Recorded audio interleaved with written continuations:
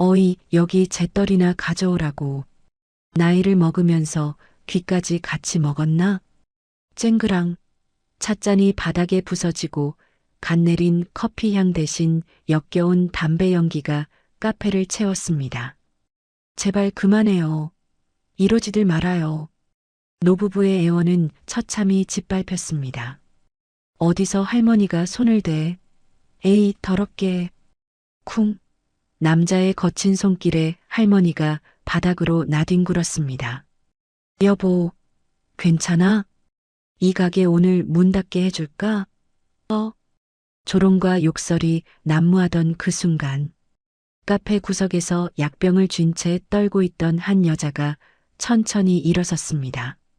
그녀의 눈빛이 10년 전 지옥의 전장에서처럼 차갑게 빛났습니다. 조폭들은 몰랐습니다. 자신들이 아줌마라 부르며 비웃었던 그 여자가 707 특임단 출신 중령이었다는 사실을. 오늘의 사연 지금 시작합니다. 강지우는 바리스타 학원 문을 나서며 깊은 숨을 내쉬었습니다. 손목 시계가 오후 3시를 가리키고 있었습니다. 지우는 가방에서 작은 약병을 꺼내 흔들어 보았습니다. 딸랑거리는 소리가 들리지 않았습니다. 또 떨어졌네. 지우는 중얼거리며 약병을 가방에 다시 넣었습니다. 발걸음을 옮기던 지우의 귓속에서 윙하는 이명소리가 들려왔습니다. 지우는 귀를 살짝 막으며 고개를 저었습니다. 괜찮아. 조금만 참으면 돼. 지우는 골목길로 접어들며 익숙한 간판을 올려다보았습니다. 오후의 카페라는 손글씨로 쓰인 나무판이 바람에 살랑거렸습니다. 카페 문을 열자 원두 볶는 향이 코끝을 스쳤습니다. 지우는 처음으로 이날 미소를 지었습니다. 어서 오세요. 지우 씨, 오늘도 오셨네요. 이 사장이 카운터 됨에서 손을 흔들었습니다. 지우는 평소처럼 창가 구석자리로 향했습니다. 네, 사장님. 따뜻한 아메리카노 한 잔 주세요. 그럼요. 바로 준비해 드릴게요. 잠깐만요. 이 사장이 에스프레소 머신을 작동시키는 소리가 들렸습니다. 지우는 창밖을 바라보며 어깨를 움츠렸습니다. 카페 한쪽에서 이 사장의 아내가 종이 뭉치를 들여다보며 한숨을 쉬었습니다. 여보, 이번 달도 적자예요. 이걸 어떡하면 좋아요. 알아. 어떻게든 되겠지. 걱정하지 마. 이 사장이 커피잔을 들고 지우에게 다가왔습니다. 오늘도 학원 다녀오시는 길이세요? 표정이 좋아 보이시네요. 네. 오늘은 원두 볶는 법 배우고 있어요. 향이 참 좋더라고요. 지우가 커피잔을 받아들며 대답했습니다. 아, 로스팅이요. 그거 어렵죠. 우리 집 원두는 어떠세요? 입에 맞으셔야 할 텐데. 그럼요. 사장님, 커피 정말 맛있어요. 매일 와도 질리지 않을 만큼요. 이 사장이 환하게 웃었습니다. 아이고, 빈말이라도 기분 좋네요. 그럼 다행이고요. 그런데 지우 씨는 실례가 안 된다면 예전에 무슨 일 하셨어요? 분위기가 남다르셔서. 그냥 평범한 공무원이었어요. 지우가 애매하게 웃으며 커피를 한 모금 마셨습니다. 어쩐지 공무원이시구나. 그래서 그렇게 딱 부러지고 반듯하게 보이셨군요. 이 사장이 고개를 끄덕였습니다. 그때 카페 밖에서 굉음이 들려왔습니다. 부르릉, 부르릉. 엔진 소리가 연달아 울렸습니다. 지우는 창밖을 내려다보았습니다. 검은색 외제차 세대가 카페 앞 보도를 완전히 막아섰습니다. 아니, 저 차들은 뭐야? 가게 앞을 저렇게 막으면 어떡해? 이 사장이 미간을 찌푸렸습니다. 차문이 열리며 요란한 문신을 한 젊은 남자들이 우르르 내려왔습니다. 모두 5명이었습니다. 야, 깡다구. 여기가 맞나? 맞다니까. 오후의 카페. 저기 간판 있잖아. 눈 없어? 그들 중 한 명이 카페 간판을 올려다보며 말했습니다. 카페 문이 거칠게 열렸습니다. 유리문이 벽에 부딪히며 큰 소리를 냈습니다. 안녕하세요. 어서. 아이고, 몇 분이세요? 이 사장이 인사말을 시작하려 했습니다. 시끄럽고 늙은이가 말이 많아. 앞장선 남자가 손을 휘저으며 말했습니다. 목에 용 문신이 새겨져 있었습니다. 5명이 가장 넓은 테이블로 몰려갔습니다. 한 명이 주머니에서 담배갑을 꺼냈습니다. 야, 아저씨. 재떨이 좀 가져와봐. 재떨이 어디 있어? 아이고, 죄송합니다. 학생들. 저희 가게는 금연이라서요. 재떨이가 없습니다. 이 사장이 조심스럽게 말했습니다. 용 문신 남자가 고개를 돌렸습니다. 눈이 차갑게 빛났습니다. 뭐라고 짓거린 거야, 지금? 그러니까. 저희 카페는 금연구역입니다. 정말 죄송하지만 담배는 밖에서.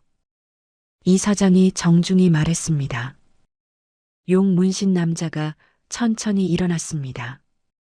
이 사장보다 한 뼘은 더 컸습니다. 아저씨, 지금 나 가르치는 거야? 귀가 안 들려? 아니, 그게 아니라요. 법이? 법 좋아하시네. 이 가게 오늘부로 문 닫게 해줄까? 용 문신 남자가 이 사장의 셔츠 깃을 움켜잡았습니다. 상가 관리비 내라고 몇 번을 말해. 똑바로 내랬지? 이 사장의 얼굴이 하얗게 질렸습니다. 아, 아니요. 그건 관리소에 꼬박꼬박 내고 있습니다. 저희는 정말. 닥쳐. 말이 많아. 용 문신 남자가 이 사장을 거칠게 밀었습니다. 이 사장이 카운터에 등을 부딪혔습니다. 지우는 창가 자리에서 모든 상황을 지켜보고 있었습니다. 주먹이 저절로 쥐어졌습니다. 지우는 가방에서 작은 약봉지를 꺼냈습니다. 신경안정제 한 알이 들어있었습니다. 여기 싹 다 밀고 우리 형님이 삐까뻔쩍하게 빌딩 올릴 거거든. 용 문신 남자가 담배에 불을 붙이며 말했습니다. 그러니까 이런 푼돈 장사 신경 쓸 필요 없다. 이 말이야. 알았냐? 다른 남자가 웃으며 받아쳤습니다. 그러더니 에스프레소 머신 위에 콜라를 부었습니다. 아니, 그래도 이건. 이 사장이 소리쳤습니다. 뭐? 왜? 꼬우면 덤비시든가. 남자가 진열장으로 다가갔습니다. 예쁜 찻잔들이 줄지어 놓여 있었습니다. 쨍그랑. 남자가 찻잔 하나를 바닥에 떨어뜨렸습니다.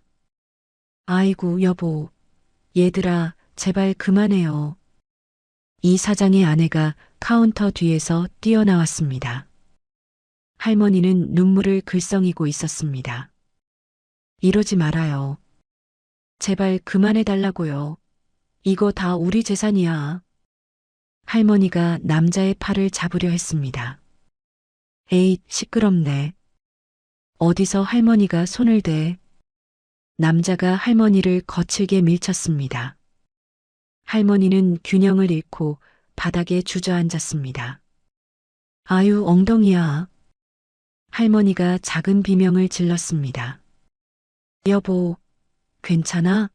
이 사람들이 정말. 이 사장이 아내에게 달려갔습니다.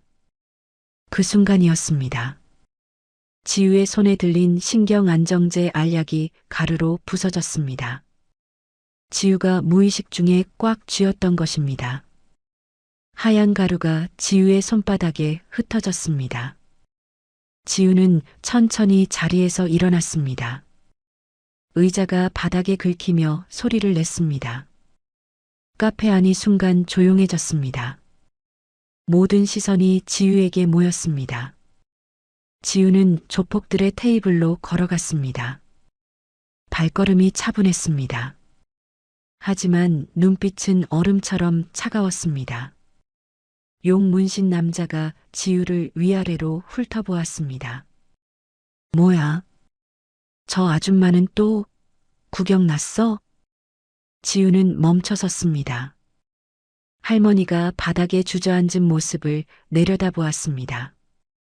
그리고 천천히 고개를 들어 용 문신 남자를 똑바로 바라보았습니다. 방금 미신 분, 저기 어르신께 당장 사과해. 지우의 목소리는 낮고 차분했습니다. 하지만 카페 안 모든 사람이 들을 수 있을 만큼 명확했습니다. 용 문신 남자가 코웃음을 쳤습니다. 뭐, 지금 나한테 사과하라고? 이 아줌마가. 다른 조폭들도 킥킥거리며 웃어댔습니다. 푸아, 야, 이 아줌마 뭐야? 지금 상황 파악이 안 돼? 정신이 나갔나? 아줌마 여기가 어디라고 끼어들어? 우리가 누군 줄 알고 나서? 곱게 집에 가서 밥이나 하지. 왜 사서 고생을 해? 조폭들이 지우를 위아래로 훑어보며 말했습니다. 평범한 티셔츠에 청바지를 입은 지우의 모습이 우스꽝스러워 보였던 것입니다. 용 문신 남자가 손가락으로 지우를 가리켰습니다. 아, 저 여자부터 처리해. 눈앞에서 알짱거리니까 기분 더럽네. 가장 가까이 있던 조폭이 지우에게 다가섰습니다. 키가 크고 팔뚝이 굵었습니다. 아줌마, 지금 뭐하는? 흑. 그가 지우의 머리채를 잡으려 손을 뻗었습니다. 지우의 움직임은 번개처럼 빨랐습니다. 지우는 그의 손목을 잡아 안쪽으로 꺾었습니다. 으악, 내 손목. 남자가 비명을 질렀습니다. 손목뼈가 부러지는 소리가 났습니다. 지우는 비명을 지르는 남자를 앞으로 끌어당겨 방패로 삼았습니다. 동시에 두 번째 조폭이 뒤에서 달려들었습니다. 지우는 몸을 돌리며 팔꿈치로 두 번째 남자의 명치를 쳤습니다. 컥! 숨이. 두 번째 남자가 숨을 못 쉬며 바닥에 쓰러졌습니다. 이 미친년이, 이게 보자 하니까. 세 번째 조폭이 의자를 들어 올렸습니다. 머리 위로 높이 쳐들었습니다. 죽어. 의자가 지우를 향해 내려왔습니다.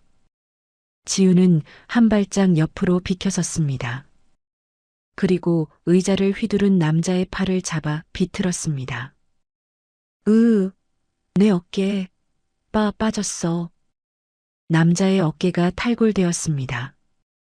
의자가 바닥에 떨어지며 부서졌습니다. 네 번째 조폭이 발로 지우의 옆구리를 차려 했습니다. 지우는 그의 발목을 잡아챘습니다. 그대로 몸을 돌려 남자를 바닥에 매다 꽂았습니다. 으악, 내 허리. 남자가 등부터 바닥에 떨어졌습니다. 테이블이 넘어지며 유리컵들이 와르르 쏟아졌습니다. 이제 용 문신 남자만 남았습니다. 그는 떨리는 손으로 주머니를 뒤졌습니다. 이 미친년이 감히. 주머니에서 접이식 칼이 나왔습니다. 날이 번쩍 빛났습니다. 가만 안 둬. 너 오늘 여기서 죽었어. 용 문신 남자가 칼을 들고 지우에게 달려들었습니다. 지우는 카운터 위에 있던 커피포트를 집어들었습니다. 뜨거운 물이 담겨 있었습니다. 아! 용 문신 남자의 손목에 뜨거운 물이 쏟아졌습니다. 칼이 바닥에 떨어졌습니다. 뜨거워. 아, 뜨거워. 내 손. 남자가 손목을 붙들고 바닥에 굴렀습니다. 카페 안이 갑자기 조용해졌습니다. 5명 모두 바닥에 쓰러져 신음하고 있었습니다. 지우는 거친 숨을 쉬며 주변을 돌아보았습니다. 귓속에 윙하는 소리가 사라졌습니다. 오랜만에 느끼는 고요함이었습니다.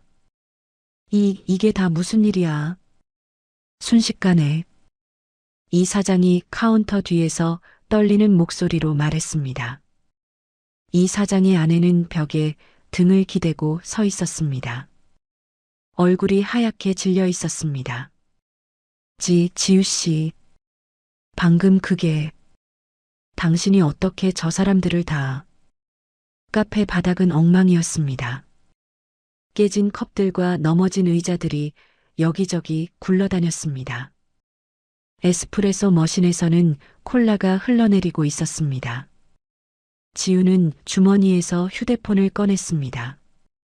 손이 미세하게 떨렸습니다. 여보세요? 112입니까? 지우의 목소리는 평상시와 똑같았습니다. 폭력 신고입니다. 여기는 성수동 오후의 카페입니다. 위치는 어디십니까? 성수동 464번지입니다. 부상자가 5명 있습니다. 빨리 와주셔야겠습니다. 알겠습니다. 곧 출동하겠습니다. 지우는 전화를 끊고 할머니에게 다가갔습니다. 할머니는 여전히 바닥에 주저앉아 있었습니다. 지우는 할머니 앞에 무릎을 꿇었습니다. 어머님 괜찮으세요? 어디 다치신 데 없으세요? 지유 씨. 아이고 나는 괜찮은데. 할머니의 목소리가 떨렸습니다. 다 끝났습니다. 이제 정말 안전해요. 지우가 할머니의 어깨를 조심스럽게 감쌌습니다. 많이 놀라셨죠? 괜찮습니다. 아니에요. 아이고 고마워요. 정말 고마워요, 지우 씨. 할머니가 지우의 손을 꽉 잡았습니다. 우리 가게를 구해줘서 정말. 이 사장도 다가와 지우에게 고개를 숙였습니다. 정말 감사합니다. 지우 씨가 아니었으면 우린 정말. 어휴. 밖에서 사이렌 소리가 들려왔습니다. 점점 가까워지고 있었습니다. 경찰 오네요. 지우가 할머니를 일으키며 말했습니다. 걱정하지 마세요. 이제 다 잘 정리될 거예요. 카페 문이 열리며 경찰관 2명이 들어왔습니다. 신고받고 출동했습니다. 무슨 일입니까? 경찰관들이 카페 안을 둘러보며 입을 벌렸습니다. 이게 다 뭡니까? 난장판이 됐는데. 바닥에 쓰러진 조폭들을 보고 경악했습니다. 제가 신고했습니다. 지우가 평온하게 말했습니다. 이 사람들이 여기 주인분들을 위협하고 기물을 부수며 폭행했습니다. 그래서 이 바닥에 쓰러진 사람들이 전부 제가 제지했습니다. 경찰관이 지우를 다시 한번 위아래로 훑어보았습니다. 아니, 아가씨가 혼자서 이 장정 5을?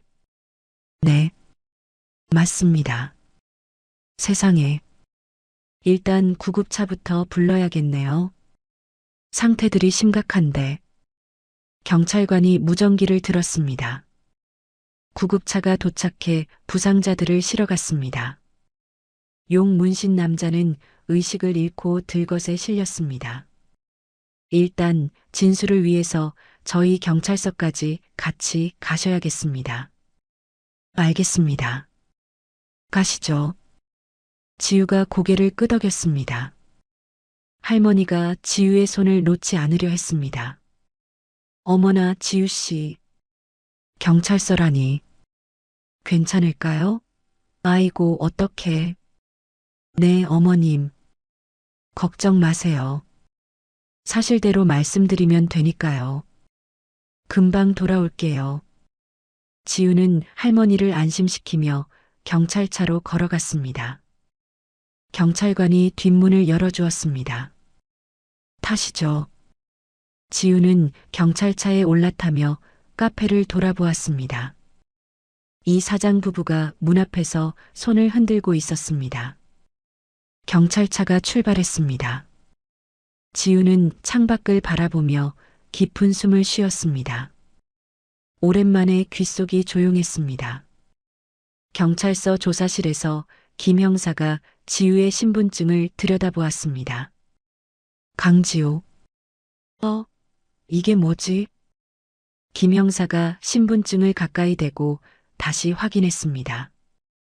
육군 중령? 예비역 중령이셨어요? 아니, 여자분이? 네. 맞습니다.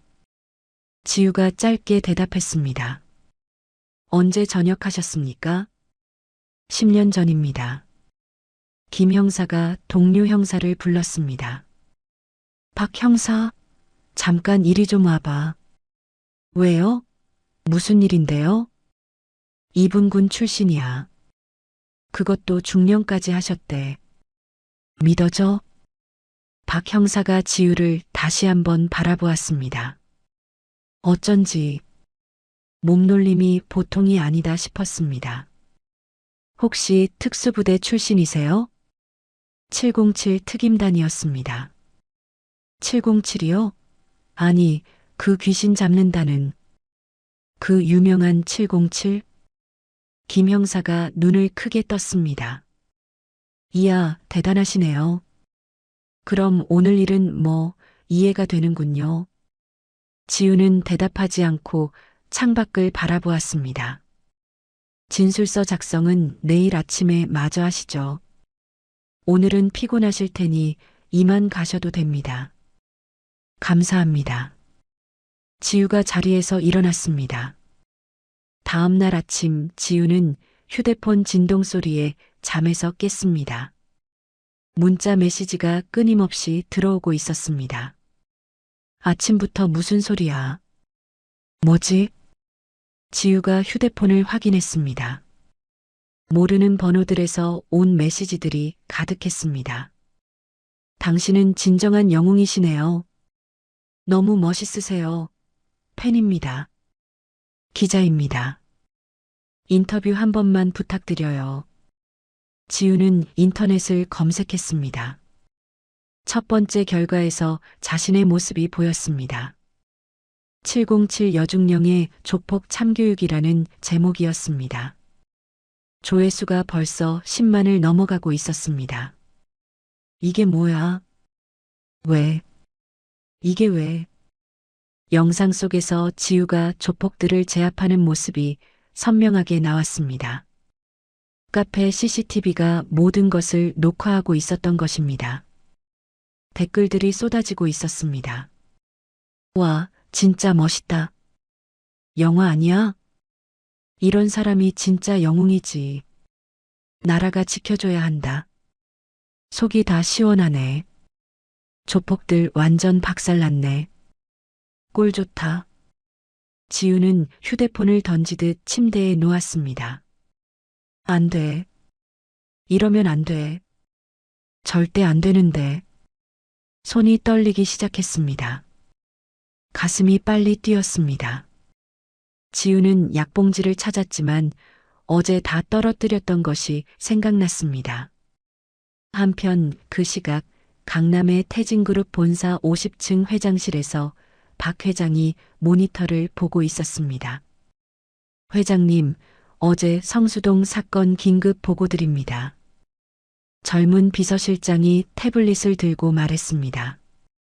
하필이면 우리 재개발 부지에서 폭력 사건이 일어났는데 영상이 걷잡을 수 없이 인터넷에 퍼지고 있습니다.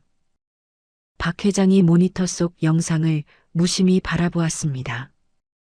지우가 조폭들을 제압하는 장면이었습니다. 재개발 시작도 전에 잡음이라. 귀찮게 됐군.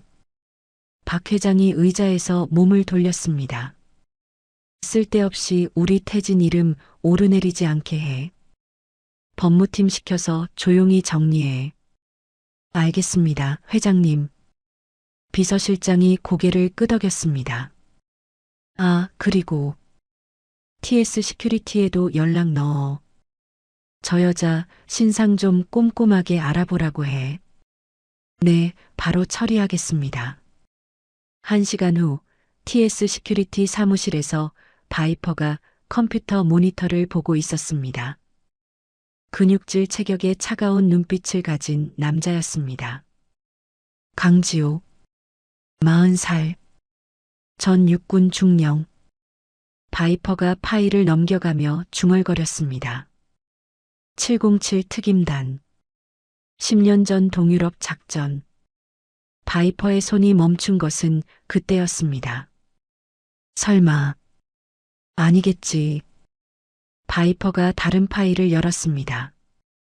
10년 전 작전 기록이었습니다. 이카루스 작전. 당시 계급 강지우 소령. 이런 젠장. 바이퍼의 얼굴이 하얗게 질렸습니다. 세상에. 바이퍼는 즉시 전화를 들었습니다. 실장님, 회장님께 긴급 보고 드릴 일이 있습니다. 지금 당장요. 지금 바쁘신데. 무슨 일인데? 10년 전. 그 일과 관련된 겁니다. 전화 저편이 조용해졌습니다. 알았어. 당장 올라와. 30분 후 태진그룹 회장실에서 박 회장과 바이퍼가 마주 앉았습니다. 그래서 뭔 일이야? 이 시간에. 회장님, 어제 성수동 영상 속 그 여자. 강지우입니다. 그래, 아까 보고 받았어. 그게 뭐 어쨌다고. 10년 전 이카루스 작전의 유일한 생존자입니다. 박 회장의 표정이 굳어졌습니다. 뭐라고? 그 여자가. 네. 강지우가 돌아왔습니다. 박 회장이 천천히 모니터를 돌려 영상을 다시 봤습니다. 지우의 얼굴이 화면에 가득 찼습니다. 저 여자가 감히. 박 회장의 눈빛이 차갑게 변했습니다. 확실한 정보야? 네. 100% 확실합니다. 군 내부 기록까지 전부 확인했습니다. 박 회장이 주먹을 쥐었습니다. 10년 만에 죽은 줄 알았던 게 감히 내 눈앞에 다시 나타나? 어떻게 처리하시겠습니까? 당장. 바이퍼가 조심스럽게 물었습니다. 아니, 일단 지켜봐. 섣불리 움직였다간 꼬리가 잡혀. 조용히 감시해. 알겠습니다. 그날 오후 지우는 경찰서에서 연락을 받았습니다. 아, 강지우 씨? 성수경찰서 김 형사입니다. 좀 곤란한 일이 생겨서 추가 조사건으로 연락드렸습니다. 무슨 일인데요? 그게 어제 그 조폭들 측에서요. 강지우 씨를 상해죄로 역고소를 했습니다. 지우가 휴대폰을 꽉 잡았습니다. 역고소요? 정당방위가 아니고요? 네. 저희도 그럴 줄 알았는데 변호사를 통해서 정식으로 왔습니다. 그쪽 변호사가 누군데요? 태진 법무법인이라고. 아주 큰 데네요. 지우의 머릿속이 하얗게 변했습니다. 태진이라고요? 네. 혹시 아시는 곳입니까? 아니요. 모릅니다. 알겠습니다. 지우는 전화를 끊고 인터넷을 검색했습니다. 태진 법무법인은 태진그룹 계열사였습니다. 왜 하필 태진그룹이? 왜? 지우는 떨리는 손으로 전화번호를 눌렀습니다. 오랫동안 통화하지 않았던 번호였습니다. 여보세요? 오정환입니다. 친숙한 목소리가 들려왔습니다. 정환아. 나야. 지호. 강지호. 뭐? 지호? 야, 강지호. 너 살아있었어? 이게 얼마만이야? 오정환의 목소리가 밝아졌습니다. 그런데 목소리가 왜 그래? 갑자기 웬일이야? 정환아. 나 도움이 필요해. 아주 많이. 지우의 목소리가 떨렸습니다. 무슨 일인데 그래? 너답지 않게. 뭔 일 있어? 전화로는 말 못해. 긴 얘기야. 지금 만날 수 있어? 당연하지. 지금 어디야? 성수동이야. 알았어. 기다려. 내가 지금 당장 갈게. 주소 보내줘. 지우는 안도의 한숨을 쉬었습니다. 10년 만에 들어보는 믿을 만한 사람의 목소리였습니다.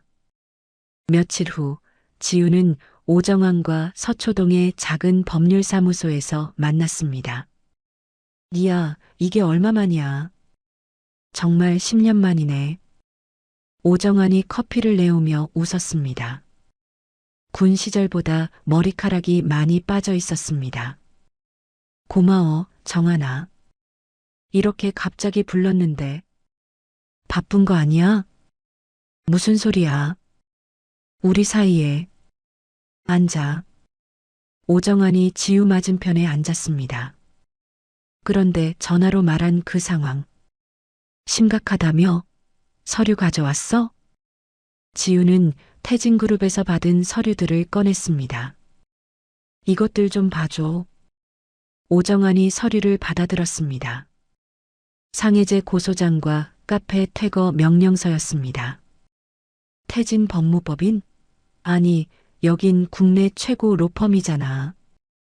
태진그룹 계열사야. 뭐, 태진그룹이 왜 너 같은 개인을 상대로. 대체 무슨 일이 있었던 거야? 지우는 그날 있었던 일을 차근차근 설명했습니다. 조폭들의 위협, 자신의 대응, 그리고 역고소까지. 아, 설마. 그 인터넷 난리난 707 여중령 참교육 영상. 그게 너였어? 오정환이 고개를 끄덕였습니다. 너도 봤어? 봤지. 지금 전 국민이 다 봤을걸. 아주 그냥. 대단하더라. 대단할 게 뭐가 있어. 일이 이렇게 꼬였는데. 지우가 고개를 숙였습니다. 오정환이 서류를 다시 살펴보았습니다. 지우야, 솔직하게 말할게. 응? 뭔데? 상대가 태진그룹이야. 거긴 대한민국 최고 로펌을 끼고 있어. 이건 솔직히 계란으로 바위치기야. 오정환이 미간을 찌푸렸습니다. 우리가 이길 수 있는 사건이 아닐 수도 있어. 승산이 거의 없다고. 그럼 나 어떡해? 하지만 오정환이 지우의 눈을 똑바로 바라보았습니다. 네가 지키려는 사람들이 그 카페 사장님 부부 같은 분들이라면 얘기가 달라지지. 응? 그 할머니, 할아버지 얘기 말이야. 억울하게 당하는 거 못 보겠다고 했잖아. 지우의 얼굴에 미소가 번졌습니다. 정환아. 야, 강지우. 우리가 군에서 뭐 때문에 굴렀냐? 약한 사람 지키는 거, 그거 하나 배우지 않았어? 오정환이 웃으며 말했습니다. 걱정 마. 내가 맡을게. 이 사건. 그날 오후 오정환은 태진그룹 재개발 계획서를 입수했습니다. 아니, 잠깐만. 이거 이상하네. 오정환이 컴퓨터 모니터를 보며 중얼거렸습니다. 뭐가? 또 뭐 나왔어? 지우가 옆에서 물었습니다. 이부지 말이야. 1년 전까지만 해도 문화재 보호구역으로 꽁꽁 묶여있던 땅이야. 문화재 보호구역? 그런데 갑자기 상업지구로 용도 변경이 됐네. 이렇게 빨리? 오정환이 다른 서류를 찾았습니다. 변경 이유가 너무 허술해. 근거가 부족하다고. 뒤에 뭔가 있다는 거네. 확실해. 내가 더 파봐야겠어. 한편 그 시각 태진그룹 회장실에서 박 회장이 두 남자와 마주 앉아 있었습니다. 한 명은 정장을 입은 변호사였고 다른 한 명은 바이퍼였습니다. 그래서 상황 보고해봐. 박 회장이 차가운 목소리로 말했습니다. 강지우 측에서 변호사를 선임했습니다. 정장 남자가 대답했습니다. 누군데? 오정환이라는 변호사입니다. 그냥 서초동에서 작은 개인 사무소 하나 운영하고 있습니다. 뭐, 동네 변호사 나부랭이 그런 놈을 데려왔다고? 하? 박 회장이 코웃음을 쳤습니다. 그런 놈 하나 처리 못해서 쩔쩔매는 건 아니겠지? 회장님, 하지만 조심해야 할 게 하나 있습니다. 바이퍼가 입을 열었습니다. 뭔데? 그 동네 변호사가 무섭기라도 하다는 거야? 그게 아니라 강지우의 군 경력을 역으로 이용하는 겁니다. 어떻게 말이야? 단순 폭행이 아니라 707 특임단 출신이라는 걸 물고 늘어지는 겁니다. 전쟁터에서 구르다 온 여자가 PTSD 때문에 정신이 불안정해서 과잉 반응을 보였다. 이렇게 몰아넣는 거죠. 박 회장의 눈이 번뜩였습니다. 하, 그거 아주 좋은 생각이네. 정신적으로 불안정한 전직 군인의 과잉 폭력이라고 몰아가는 겁니다. 그래, 그거 좋네.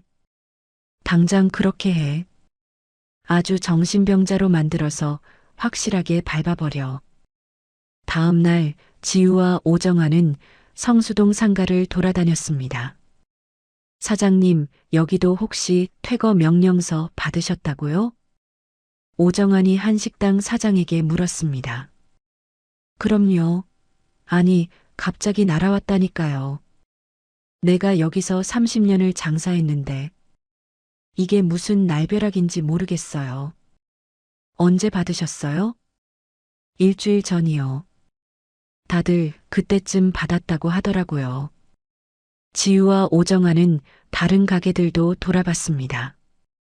모든 곳이 비슷한 상황이었습니다. 이상해. 전부 같은 날짜에 명령서가 나갔네. 오정환이 메모를 적으며 말했습니다. 아주 처음부터 계획적이었다는 뜻이야? 그런 것 같아. 보통 일이 아니야. 그날 저녁 오후에 카페에서 작은 모임이 열렸습니다. 피해를 본 상인들 5명이 모였습니다. 다들 힘드시겠지만 이럴 때일수록 뭉쳐야 합니다. 재개발 비리 공동대응위원회를 만들어 보면 어떨까요? 오정환이 제안했습니다. 아이고, 변호사님. 말은 좋은데 우린 무서워요. 한 상인이 떨리는 목소리로 말했습니다. 상대가 태진그룹이에요. 우리나라에서 제일 큰 회사 중 하나인데 우리가 뭘 어떡해요? 네, 맞습니다. 무섭죠? 그래서 혼자서는 절대 안 되는 거예요. 지우가 나섰습니다. 우리가 다 함께 뭉쳐야 이길 수 있어요. 이 사장이 아내를 바라봤습니다. 할머니가 고개를 끄덕였습니다. 영감, 우린 합시다. 우리가 먼저 할게요. 여보, 괜찮겠어? 그날 저 망할 놈들한테 당할 뻔할 때 지우 씨가 우리를 구해줬잖아요. 이번엔 우리가 지우 씨랑 함께 해야죠. 이게 도리예요. 할머니의 목소리가 단호했습니다. 결국 5가게 모두 위원회에 참여하기로 했습니다. 일주일 후 지우의 상해 혐의 첫 공판 날이 왔습니다. 자, 지우야. 이거 입어봐. 오정환이 검은색 정장을 건넸습니다. 정장? 나 이런 거 없는데. 꼭 입어야 해? 당연하지. 법정에서는 첫인상이 중요해. 최대한 단정하게 보여야 한다고. 지우는 어색하게 정장을 입었습니다. 10년 만에 입는 정장이었습니다. 어디 봐. 거울 좀 봐. 폼 나는데. 영 어색하네. 괜찮아 보여? 훨씬 낫다. 가자. 법원 앞에 도착하니 기자들이 몰려 있었습니다. 강지우 씨, 상해 혐의 인정하십니까? 707 출신이 조폭을 폭행했는데 한 말씀만 해주세요. 플래시가 터졌습니다. 지우는 고개를 숙이고 빠르게 걸었습니다. 법정 안에 들어서니 긴장감이 느껴졌습니다. 상대편 변호사석에는 정장을 맞춰 입은 3명의 변호사가 앉아 있었습니다. 모두 나이가 지긋하고 카리스마가 넘쳤습니다. 피해자석에는 그날 카페에서 봤던 조폭들이 앉아 있었습니다. 붕대를 감고 목발을 짚은 모습이었습니다. 용 문신 남자가 지우를 째려봤습니다. 눈빛이 여전히 차가웠습니다. 저놈들 꼴 좀 봐. 깁스에 목발까지. 아주 쇼를 하네. 저것들이 피해자 행세를 하고 있어. 오정환이 작은 목소리로 중얼거렸습니다. 괜찮아. 진실은 하나니까. 우린 사실대로만 하면 돼. 지우가 대답했습니다. 하지만 마음 한구석이 불안했습니다. 이곳은 총과 칼이 아닌 법과 말로 싸우는 곳이었습니다.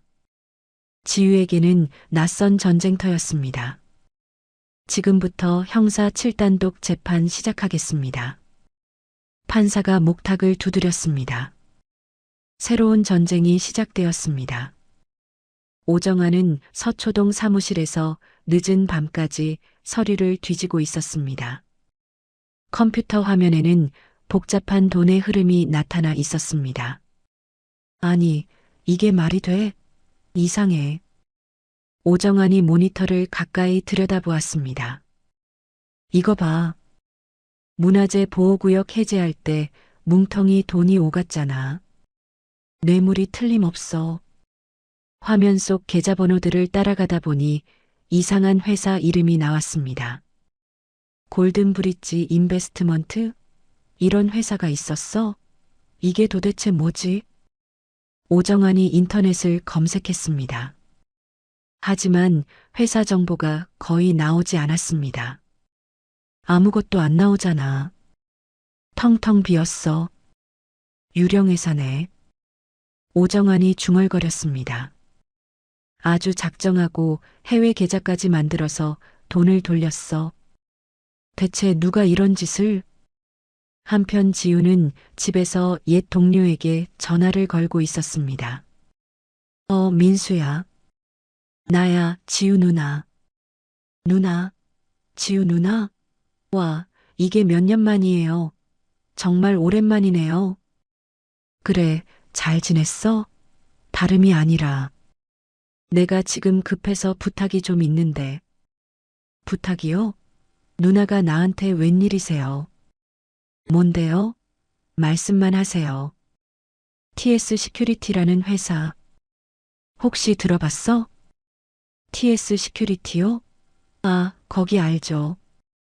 완전 질 나쁜 용역업체잖아요. 대표가 바이퍼라는 놈인데 아주 악질이에요. 그 바이퍼라는 사람. 그 사람에 대해 좀 더 자세히 알 수 있을까? 왜요? 갑자기 그 사람은 왜? 무슨 일 있어요? 누나? 지우는 잠시 말을 멈췄습니다. 전화로 말하긴 좀 그래. 조심스러운 일이야. 혹시 그 사람 과거 기록 같은 거 조회 좀 해줄 수 있어? 알았어요. 누나 부탁인데 당연히 해드려야죠. 제가 알아보고 바로 연락드릴게요.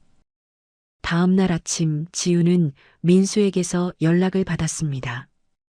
누나, 저 민수예요. 방금 이상한 걸 발견했어요. 뭔데 그래? 뭐?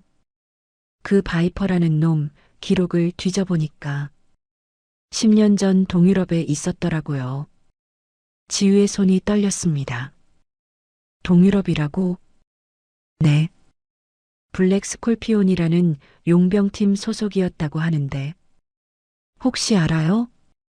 휴대폰이 지우의 손에서 미끄러질 뻔했습니다. 누나, 여보세요? 괜찮아요? 어, 괜찮아. 고마워. 민수야, 정말 고마워. 지우는 전화를 끊고 벽에 기댔습니다. 블랙 스콜피온.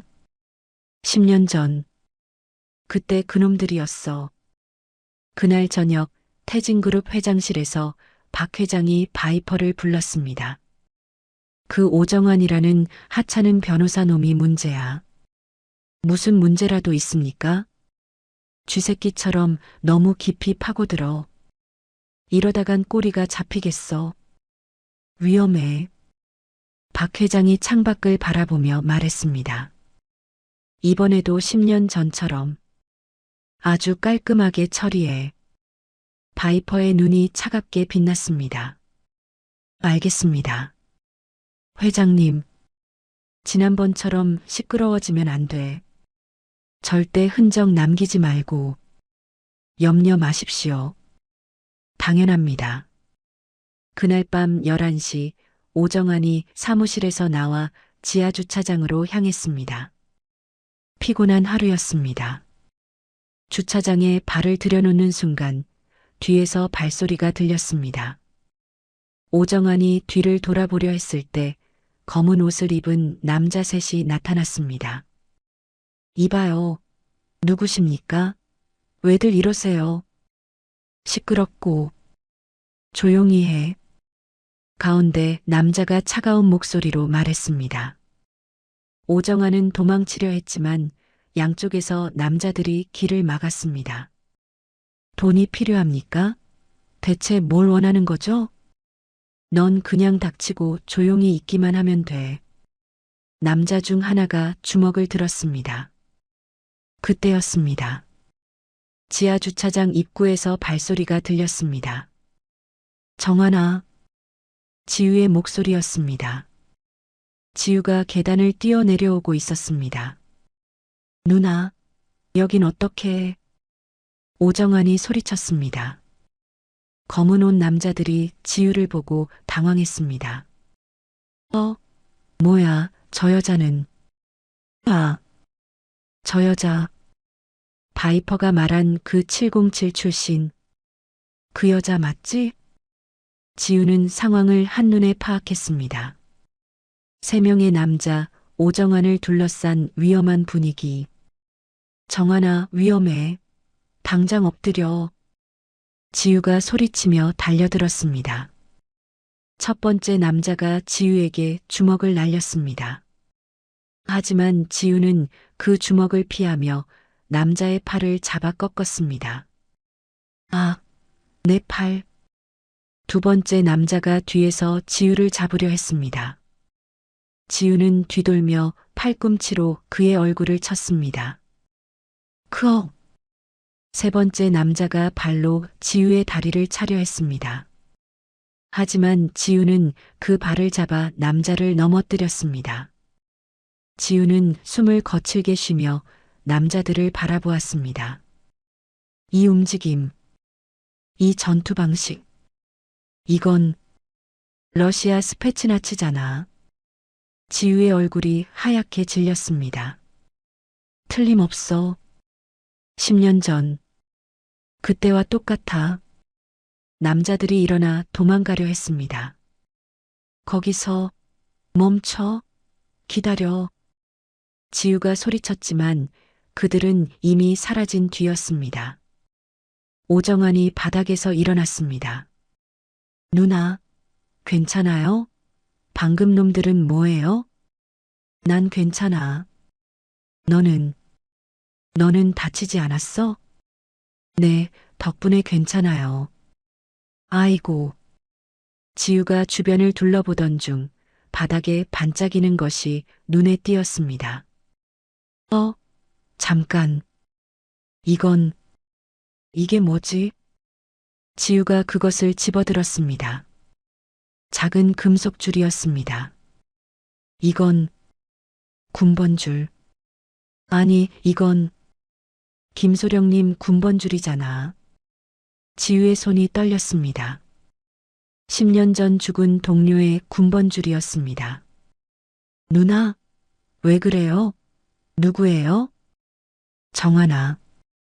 이건 명백한 함정이야. 함정이라니요? 그게 무슨 뜻이에요? 모를 리가 없어. 걔들이 일부러 이걸 내 눈에 띄게 놔두고 간 거야. 지우는 군번줄을 주머니에 넣었습니다. 날 갖고 노는 거야. 우리를 도발하고 있어. 다음 날 태진그룹에서는 새로운 공격을 시작했습니다. 오후에 카페에 세무조사관들이 들이닥쳤습니다. 세무조사 나왔습니다. 장부랑 서류 전부 다 보여주세요. 이 사장이 당황했습니다. 네, 세무조사요? 이렇게 갑자기 무슨 말씀이세요?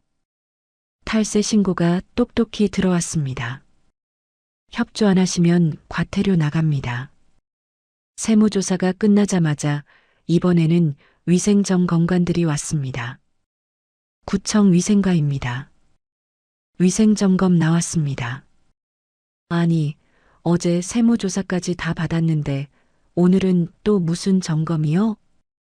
그건 세무서 일이고 이건 구청 일입니다. 따로따로 하는 겁니다. 문 여세요. 하루에 여러 번 점검이 이어졌습니다. 카페 문을 열 수가 없었습니다. 저녁에 지우가 카페에 도착했을 때 이 사장 부부가 풀이 죽어 있었습니다. 어머님, 아버님, 이게 다 무슨... 아이고, 지우 씨. 어떡하면 좋아. 다 우리 때문에 지우 씨가. 우리 때문에 이런 일이 생긴 거야. 할머니가 눈물을 글썽였습니다. 아니에요. 일단 여기 계시면 위험해요. 저희 집으로 오세요. 잠시만. 상황이 진정될 때까지만 피해 계시면. 안 돼. 절대 안 돼요. 할아버지가 고개를 저었습니다. 이 가게가, 여기가 우리 평생을 바친 곳이에요. 절대 못 떠나. 아버님, 고집 피우실 때가 아니에요. 저놈들이 무슨 짓을 할지 몰라서 위험해요. 그래도 안 가. 차라리 여기서 싸우다 죽겠어요. 할머니도 고개를 끄덕였습니다. 맞아요, 지우 씨. 영감 말이 맞아. 우리가 지금 도망가면 저놈들이 이기는 거잖아요. 우린 안 가요. 지우는 할머니의 굳은 의지를 느꼈습니다. 그날 밤 오정환이 병원 침대에서 지우에게 전화를 걸었습니다. 누나, 저 정환이에요. 다친 건 괜찮고 그것보다 지금 중요한 걸 발견했어요. 다친 건? 괜찮아? 뭔데 그래? 그 박 회장이란 놈. 10년 전에 카이저라는 이름으로 활동한 악질 무기 밀매상이었대요. 지우가 핸드폰을 꽉 잡았습니다. 카이저라고? 확실한 정보야? 네. 그리고 지금의 TS 시큐리티, 그놈들이 예전 블랙 스콜피온 용병팀을 그대로 흡수한 거예요. 그럼, 역시, 네. 누나가 10년 전에 동유럽에서 만났던 바로 그놈들이 맞아요. 지우는 주머니에서 김소령의 군번줄을 꺼냈습니다. 도대체 왜 이 군번줄을 일부러 놔두고 갔을까? 날 떠보려는 건가? 분명히 뭔가 노리는 게 있는 거겠죠? 지우는 갑자기 떠오른 기억이 있었습니다. 잠깐만. 타임락. 10년 만기. 누나, 그게 무슨 말이에요? 정환아, 미안한데. 나 지금 아주 급한 일이 생겼어. 네, 갑자기 무슨 일이에요? 10년 전에 우리가 마지막으로 숨겨둔 게 있어. 그때 김소령 님이 목숨 걸고 타임락 암호를 걸어뒀는데 지우의 목소리가 떨렸습니다. 세상에, 바로 지금이 그 암호가 풀리는 10년째 되는 날이야. 두 번째 재판날, 법원 앞은 평소보다 시끄러웠습니다. 각종 방송사 취재진들이 카메라를 설치하고 있었습니다. 오늘 어떻게 될 것 같습니까? 태진그룹에서 뭔가 단단히 준비한 것 같던데요. 냄새가 나요. 지우와 오정환이 법원 계단을 올라갈 때 기자들이 몰려들었습니다. 강지우 씨, 707 영웅, 오늘 재판 이길 자신 있으세요? 정신과 치료 받으신 거 PTSD라던데 그거 사실인가요? 지우는 고개를 숙이고 빨리 걸었습니다. 이 사람들아, 이게 무슨 소리야? PTSD라니 말도 안 되는 소리. 오정환이 지우를 보호하며 법정 안으로 들어갔습니다. 법정 안은 방청객들로 가득했습니다. 언론사 기자들이 앞자리를 차지하고 있었습니다. 세상에, 기자들 좀 봐. 왜 이렇게 많이 왔지? 분위기가 영 안 좋은데. 오정환이 중얼거렸습니다. 태진 측 변호사 3명이 여유롭게 앉아 있었습니다. 맨 앞에 앉은 수석 변호사가 지우를 보며 차가운 미소를 지었습니다. 재판을 시작하겠습니다. 판사가 목탁을 두드렸습니다. 오늘은 피해자 측 증인 신문이 있겠습니다. 태진 측 변호사가 일어났습니다. 첫 번째 증인을 신청합니다. 용문신 남자가 증인석으로 나왔습니다. 목에 보호대를 하고 다리를 절뚝거렸습니다. 증인은 당시 상황을 정확하게 말씀해 주세요. 네. 판사님, 저희가 그냥 커피 마시러 카페에 들어갔을 뿐인데 저 여자가 갑자기 저희한테 달려들었습니다. 용문신 남자가 지우를 가리켰습니다. 아무 이유도 없이 말입니까?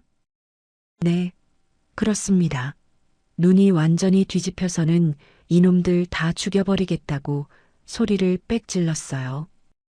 정말 무서웠습니다. 다 죽여버리겠다고. 그런 험한 말을 했다고요? 네, 제정신이 아니었어요. 완전히 미친 사람처럼 날뛰었다고요. 오정환이 벌떡 일어났습니다. 이에 있습니다. 재판장님, 지금 증인이 명백한 거짓 증언을 하고 있습니다. 저건 완전한 위증입니다.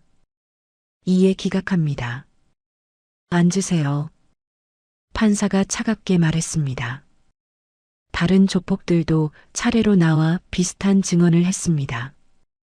모두 지우가 먼저 공격했다고 거짓말했습니다. 변호인 측 반박하세요. 오정환이 일어나 CCTV 영상을 틀었습니다.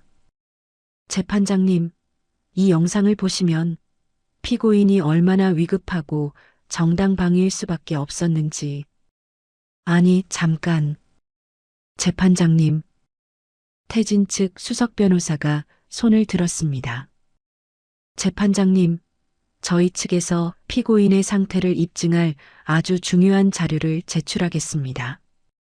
대체 무슨 자료입니까? 바로 피고인 강지우의 정신 상태와 직결되는 군복무 시절의 의료 기록입니다. 법정이 순간 조용해졌습니다. 존경하는 재판장님, 피고인 강지우는 10년 전 동유럽 작전 실패로 인한 심각한 외상 후 스트레스 장애, PTSD 진단을 받았습니다. 수석 변호사가 서류를 들어 올렸습니다. 그리고 그 정신병력으로 인해 군대에서 쫓겨났습니다. 불명예 전역 처분을 받았습니다. 법정이 술렁이기 시작했습니다. 이것은 피고인의 정신 상태가 얼마나 불안정하며 언제 터질지 모르는 폭탄 같은 상태임을 명백히 입증합니다. 이에 있습니다. 오정환이 소리쳤습니다. 재판장님, 이건 명백한 인신공격입니다. 지금 이 사건과 10년 전 일이 무슨 상관이 있단 말입니까? 하지만 기자들은 이미 카메라를 지우에게 향하고 있었습니다. 플래시가 터졌습니다. 팝, 팝, 팝. 지우의 머릿속에서 10년 전 기억이 되살아났습니다. 쾅! 폭발음이 귀를 찢었습니다. 화염이 눈앞에서 타올랐습니다. 김소령, 동료의 마지막 모습이 스쳐갔습니다.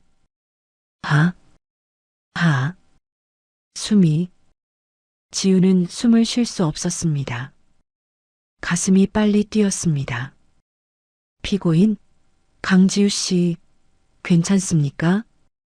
판사가 물었습니다. 지우는 답할 수 없었습니다. 법정이 빙글빙글 돌았습니다. 지우 씨, 정신 차려. 누나. 오정환이 지우를 부축했습니다. 세상에, 영웅은 무슨, 그냥 PTSD 환자였네. 정신병 있는 군인이 조폭 팬 거였어. 이게 뭐야? 기자들이 소리쳤습니다. 플래시가 계속 터졌습니다. 이 사장 부부가 증인석에서 일어났습니다. 아닙니다. 판사님, 그게 아니에요. 지우 씨는 우리를 구해준 은인이라고요. 할머니가 울부짖었습니다. 저 나쁜 놈들이 지금 다 같이 짜고 거짓말하고 있는 거라고요. 판사님, 증인석, 조용히 하세요. 정리 안 됩니까? 판사가 목탁을 두드렸습니다. 하지만 할머니의 목소리는 기자들의 소란에 묻혀버렸습니다. 어쩐지 정신병자가 영웅 행세를 한 거였어. 군대에서도 쫓겨난 문제인물이 사고 친 거네. 지우는 더 이상 견딜 수 없었습니다. 눈물이 흘렀습니다. 그 시각 태진그룹 회장실에서 박 회장이 법정 중계를 보며 웃고 있었습니다. 하하, 꼴 좋다. 10년 전이나 지금이나 넌 그 자리에서 똑같이 무너지는군. 강지우. 박 회장이 만족스러운 표정을 지었습니다. 아주 잘했어, 바이퍼. 과찬이십니다, 회장님. 바이퍼가 옆에서 고개를 숙였습니다. 저걸로 이제 끝이야. 저 여자는 2번 다시 일어날 수 없어. 완벽해. 법정에서는 계속 소란이 일었습니다. 도저히 재판 진행이 안 되겠군. 재판을 잠시 휴정하겠습니다. 판사가 목탁을 크게 두드렸습니다. 지우는 오정환의 부축을 받으며 법정을 나섰습니다. 복도는 기자들로 가득했습니다. 강지우 씨, PTSD 환자 맞습니까? 한 말씀만 해주세요. 정신과 치료는 언제부터 받으신 건가요? 아직도 약 먹습니까? 지우는 고개를 숙이고 걸었습니다. 다리에 힘이 없었습니다. 그때 한 기자가 태블릿을 지우의 얼굴 앞에 들이밀었습니다. 강지우 씨, 이것 좀 보세요. 이 기사 보셨어요? 화면에는 10년 전 뉴스 기사가 떠 있었습니다. 동유럽 특수작전 실패, 현장 지휘관 책임 논란. 지우의 얼굴이 하얗게 질렸습니다. 기사 속에는 젊은 시절의 자신의 사진이 있었습니다. 군복을 입고 당당하게 서 있는 모습이었습니다. 10년 전 작전 실패로 쫓겨났는데 그때와 지금 기분이 어떠세요? 똑같습니까?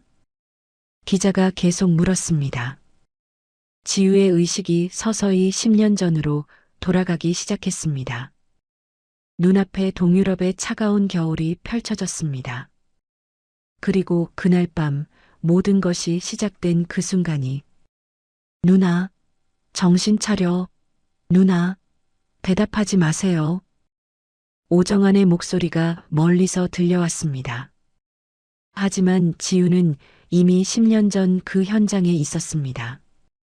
기자의 태블릿 화면이 지우의 눈에 가득 찼습니다. 동유럽 작전 실패라는 글자들이 흔들렸습니다. 지우의 의식이 서서히 어둠 속으로 빨려 들어갔습니다. 법원 복도의 소음이 멀어졌습니다. 그리고 10년 전 그 혹독한 겨울이 되살아났습니다. 동유럽 국경 근처 눈이 내리는 깊은 밤이었습니다. 당시 28세의 강지우 소령은 군용 트럭에서 내렸습니다. 소령님, 목표 지점까지 3km입니다. 부하 중 하나가 지도를 펼치며 보고했습니다. 알았다. 춥다고 굼뜨게 굴지 말고 모두 마지막으로 장비 점검해. 지우의 목소리는 차분했지만 단호했습니다. 707 특임단 최연소 소령의 첫 번째 해외 작전이었습니다. 김소령, 어떨 것 같아? 난 왜 이렇게 느낌이 쎄하지? 지우는 옆에 앉은 김소령에게 물었습니다. 같은 나이였지만 3개월 먼저 진급한 절친한 동료였습니다. 정보원이 확실하다고 했으니까 일단 믿어보는 수밖에. 너무 걱정 마. 김소령이 총기를 점검하며 대답했습니다. 코드네임이 이카루스라고 했지? 응. 현지에서 5년째 활동하고 있다니 산전수전 다 겪었겠지. 무전기에서 잡음이 들렸습니다. 이카루스에서 알파팀. 목표 지점 도착했다. 차가운 목소리가 들려왔습니다. 알파팀에서 이카루스. 우리도 5분 내로 진입한다. 대기해. 지우가 무전기에 대답했습니다. 블랙 스콜피온 팀도 외곽 경계 준비 완료했습니다. 또 다른 목소리가 들렸습니다. 좋다. 작전 개시.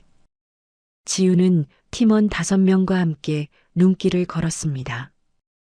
발자국 소리도 내지 않을 만큼 조용했습니다. 30분 후 그들은 폐쇄된 화학 공장에 도착했습니다. 거대한 굴뚝에서 연기는 나오지 않았지만 건물 안에서 불빛이 새어나왔습니다. 저기가 거래 장소군. 드디어 잡네, 저놈들. 김소령이 쌍안경으로 건물을 관찰했습니다. 경비는 몇 명이야? 이상하네. 고작 2명 정도. 너무 조용한 거 아니야? 지우와 김소령은 공장 옆 감시탑으로 올라갔습니다. 다른 팀원들은 1층에서 대기했습니다. 여기서 저격 지원하자. 놈들은 이제 도간에 든 쥐야. 지우가 저격총을 설치했습니다. 야, 강지우. 김소령이 갑자기 말했습니다. 왜 그래? 작전 중에. 이 작전만 무사히 끝나면 휴가 내서 우리 집에 꼭 놀러와. 갑자기 그게 무슨 소리야? 우리 딸이 너 엄청 보고 싶어 한다고 아주 난리야. 김소령이 웃으며 말했습니다. 고작 5살밖에 안 됐으면서 걔가 뭘 안다고 벌써? 그럼 아빠 직장 동료 중에 세상에서 제일 예쁜 아줌마 있다고 했거든. 하? 뭐? 아줌마? 너 진짜 죽을래? 두 사람이 조용히 웃었습니다. 그때 공장 입구에서 검은 차 2대가 나타났습니다. 왔다. 드디어 모습을 드러내는군. 지우가 스코프를 들여다보았습니다. 차에서 정장을 입은 중년 남자가 내렸습니다. 가방을 든 부하 2명이 따라왔습니다. 저자가 카이저인가? 드디어 얼굴을 보네. 어디 얼굴 좀 자세히 확인해 보자. 지우는 스코프로 그 남자의 얼굴을 자세히 봤습니다. 40대 중반, 날카로운 눈빛의 한국인이었습니다. 맞아. 사진에서 본 그놈 얼굴이랑 똑같아. 일치해. 좋아. 이제 체포 신호를 보내고 작전대로. 김소령의 말이 끝나기 전이었습니다. 타타타타. 갑자기 자동화기 소리가 울렸습니다. 하지만 총알이 향한 곳은 공장이 아니었습니다. 감시탑 바로 아래에 있던 팀원들이었습니다. 뭐야? 이게 무슨 총소리야? 지우가 당황해서 아래를 내려다봤습니다. 자신들을 지원하기로 한 블랙 스콜피온 용병들이 지우의 팀원들을 향해 총을 쏘고 있었습니다. 이카루스, 이게 무슨 상황이야? 무슨 일이야? 지우가 무전기에 소리쳤습니다. 무전기에서 차가운 웃음소리가 들렸습니다. 이거 미안해서 어쩌나 강소령. 계획이 좀 바뀌었거든. 뭐라고? 너 지금 무슨 소리 하는 거야? 위대하신 카이저님께서 당신들 707은 싹 다 제거하라고 명령하셨거든. 지우의 얼굴이 하얗게 질렸습니다. 이카루스, 네가 감히, 네가 배신자였어? 허허, 배신자라니. 말이 너무 심하잖아. 난 처음부터 카이저님 편이었는데 말이야. 아래에서 비명소리가 들렸습니다. 팀원 한 명이 총에 맞고 쓰러졌습니다. 이런 젠장, 속았다. 이 개자식들이. 김소령이 저격총을 들었습니다. 강지호, 우리 완벽하게 당했어. 이건 함정이야. 감시탑 주변으로 블랙 스콜피온 용병들이 몰려들었습니다. 완전히 포위된 상황이었습니다. 타타타타.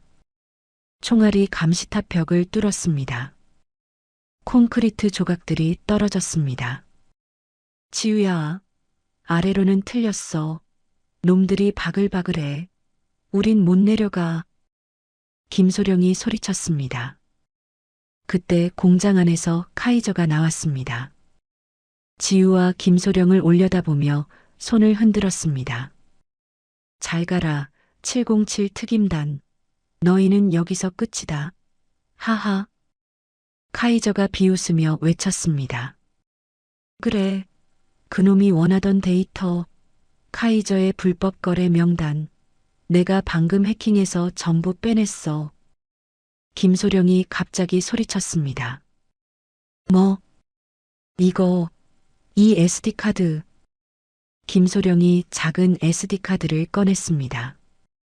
강지호, 넌 반드시 살아서 이걸 본부에 알려야 해.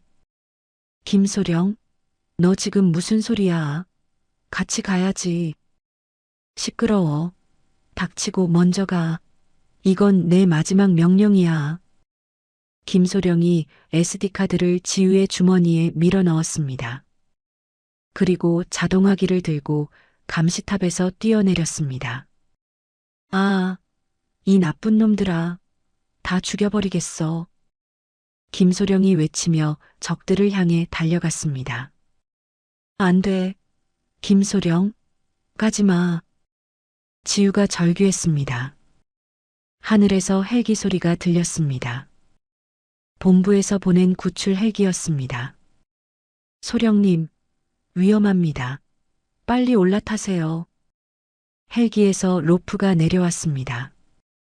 지우는 로프를 잡고 올라가며 아래를 내려다봤습니다. 김소령이 적들에게 둘러싸인 채 싸우고 있었습니다. 하지만 숫자가 너무 많았습니다. 탕탕탕. 총소리가 울렸습니다. 김소령이 비틀거리며 무릎을 꿇었습니다. 그리고 천천히 앞으로 쓰러졌습니다. 안 돼. 김소령, 정신 차려. 김소령. 지우가 헬기 안에서 절규했습니다. 하지만 김소령은 더 이상 일어나지 않았습니다. 차가운 눈밭에 붉은 피가 번져갔습니다. 소령님, 적들이 몰려옵니다. 더 늦으면 저희도 당합니다. 조종사가 소리쳤습니다. 헬기가 상승했습니다. 김소령의 모습이 점점 작아졌습니다. 지우는 주먹으로 헬기 바닥을 쳤습니다. 내가 지켜야 했는데, 내가 대신 갔어야 했는데, 미안해. 눈물이 뺨을 타고 흘렀습니다. 주머니 속 SD카드가 무겁게 느껴졌습니다. 헬기가 착륙한 곳은 국경 근처의 야전병원이었습니다. 지우는 들것에 실려 응급실로 옮겨졌습니다. 소령님, 강소령님, 정신 좀 차려보세요. 의식은 괜찮으세요? 의무병이 지우의 상처를 확인했습니다. 아니, 나 말고. 김소령은 어떻게 됐어요? 대답해봐요. 지우가 떨리는 목소리로 물었습니다. 의무병이 고개를 숙였습니다. 그게 정말 죄송합니다. 지우의 눈에서 눈물이 흘렀습니다. 죄송하다니, 그게 무슨 말이야? 그럼 다른 팀원들은 살아있는 거지? 말 좀 해봐요. 2명이 부상으로 치료받고 있습니다. 나머지는 유감입니다. 지우는 더 이상 듣고 싶지 않았습니다. 천장을 바라보며 눈을 감았습니다. 다음 날 아침 지우의 병실에 한 대령이 찾아왔습니다. 얼굴이 딱딱하게 굳어 있었습니다. 강소령? 예, 대령님. 충성. 지우가 일어나려 했지만 대령이 손을 저었습니다. 됐다. 그냥 누워 있어. 꼴이 말이 아니군. 대충 보고는 들었어. 대령님, 이건 사고가 아닙니다. 명백히 저희가 함정에 빠진 겁니다. 함정? 네. 정보원 이카루스, 그놈이 배신자였어요. 처음부터 카이저와 한편이었습니다. 그놈들이 우릴 속였습니다. 대령의 표정이 더욱 굳어졌습니다. 이카루스가? 즉, 증거가 있나? 지금 자네 말만 믿고 상부에 보고할 순 없어. 있습니다. 김소령이 목숨 걸고 확보한 자료가. 지우가 주머니를 뒤졌지만 SD카드는 보이지 않았습니다. 치료받는 동안 의복과 함께 보관함에 넣어둔 것 같았습니다. 아니, 없네. 분명히 내 전투복 주머니에 있었는데. 자료는 나중에 다시 확인하고. 강소령, 일단 상부 보고가 급해. 대령이 의자에 앉았습니다. 솔직히 말하지. 지금 위에서 난리가 났어. 작전은 실패했고 사상자는 최악이야. 누군가는 책임을 져야 한다고. 책임이라니요. 저희는 배신당했습니다. 억울하게 당한 거라고요. 알아.